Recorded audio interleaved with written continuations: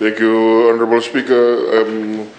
Thank you, Honourable Tuelevu, for the question. And in case the House was wondering why I'm so fixated on giving the House an update, in my mind, Honourable Speaker, the implementation of IPEF and the benefits that are potentially can accrue from IPEF is the reason why I will hopefully continue to update the House, because there are some promising opportunities that lie at the heart of IPEF should Fiji continue to be an active member. As we all know, firstly I'd like to thank the House for unanimously approving IPEF together, and I had the honor of attending the last meeting in Singapore with the Honourable Pramila Kumar.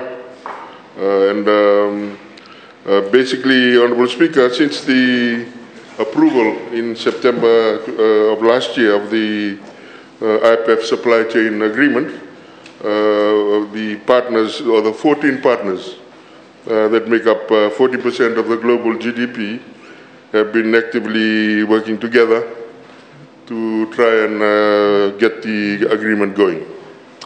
The agreement officially entered into force on the 24th of February 2024, and of course on the 30th of July marked a significant milestone with the implementation of the agreement, where we started putting in place the necessary committees that are part and parcel of the supply chain agreement.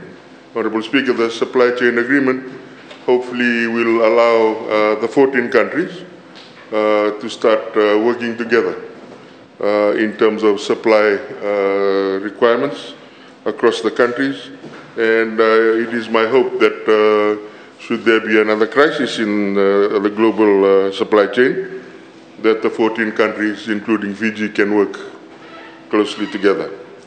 There are three bodies, Honourable Speaker, that were required to be set up as part of the IPEF supply chain agreement. These were the Supply Chain Council, the Crisis Response Network, and the Labour Rights Advisory Board.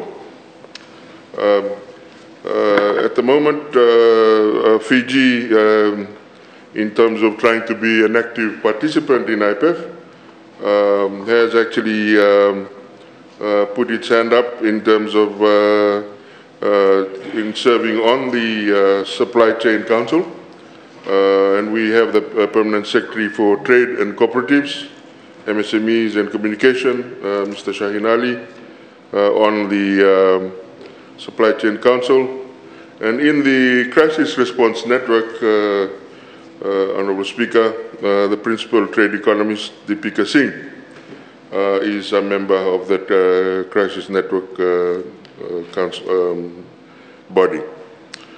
In terms of the Labour Rights, or the Labour Rights Advisory Board, I'm also happy to report that the Permanent Secretary for Employment, Productivity and Work